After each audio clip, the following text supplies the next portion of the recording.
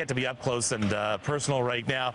This construction project has been going on exactly 1 week this hour, and how much they have done here is amazing. But we wanted to get into the construction to show you the different layers and why they can't just dig it up and pave it over. Michael DeAndrea is with the City of Toronto project manager here. So tell me about how long this is supposed to take. So it's been 1 week already.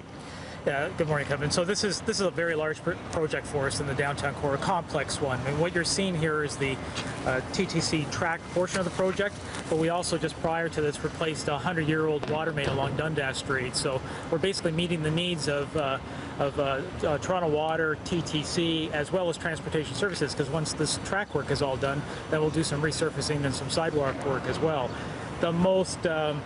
The noisiest part of the construction project absolutely has been the track replacement by your studio, and so for that we apologize. No, it was 1 day. I cannot believe, I took some video day after day for 72 hours. I took different video, and you can see how they started ripping it up on Monday. By Tuesday, they had all the old cement completely ripped up. And then by Wednesday, it was new cement down. Some track work had already been done. It's amazing how fast they're going.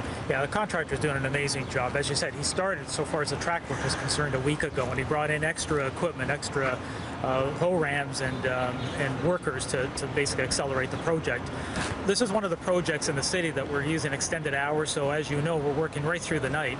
All the heavy lifting, if you will, with the noise happens from 7 to 11 o'clock at night, and then at nighttime, the TTC crews actually come in here and assemble the rail that you see behind us.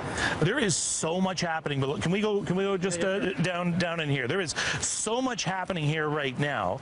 Let's start with the base. Are you okay, Al?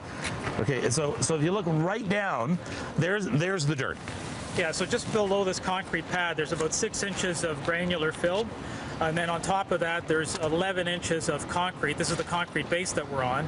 Once the rails are set on the ties and the ties properly positioned both in elevation and in curvature, then there's an infill layer of concrete about 9 inches.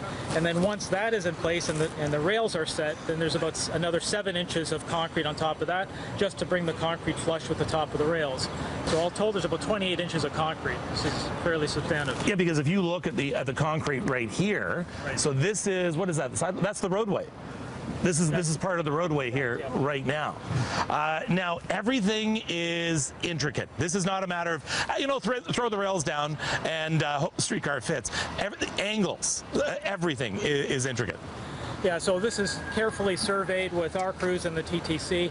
As you can see what's happened now, initially when we broke up the concrete, removed the old rail, then the next work is then to basically set the base and then the concrete base as well.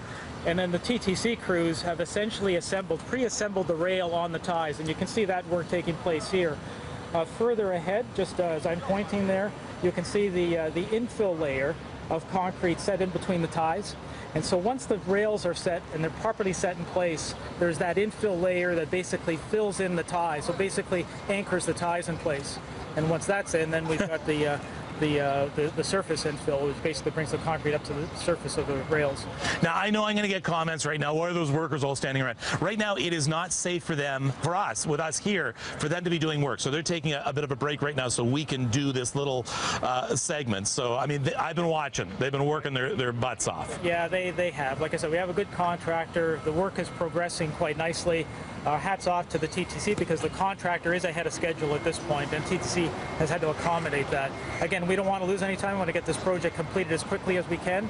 As I said, we're ahead of schedule, and we're hoping to continue to do so and finish this work ahead of what we had originally estimated. I mean, take a look at all this, folks. I mean, you've got the rail, you've got the ties, the cement, but then you have all the wiring that goes into it in very specific spots for switches, just simply to power the rails. Because what a lot of people don't realize is that the rail it's one part of a circuit, so this has to be electrified as well.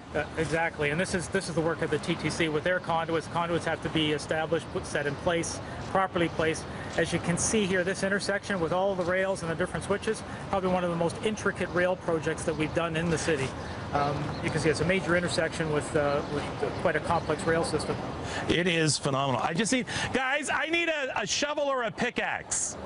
What do you got? I need a shovel or a pickaxe. Bring a shovel. Bring a shovel over here. A shovel. Just a small one. Just a small one. I'm going to redig. I'm going to change the alignment. I think people of Ryerson will be happy the streetcar went all the way up, Victoria. I think so. But no, oh, here we go. That's good. All right. Here we go. Because what we're going to do right now, I already asked permission to do this, so we're going to be okay. What's your name? Tony. Tony. Tony, I need you to come over here, and I need just a little hole right there. I'm going to bury a lucky toonie. Oh, yeah? Oh, yeah, I'm going to bury a lucky toonie, so I need a hole. Yeah. So give me a, all right. Okay. Ready? All right, there it goes. Can you see it? Yep. All right, bury it. There you go, Tony. That's the lucky toonie.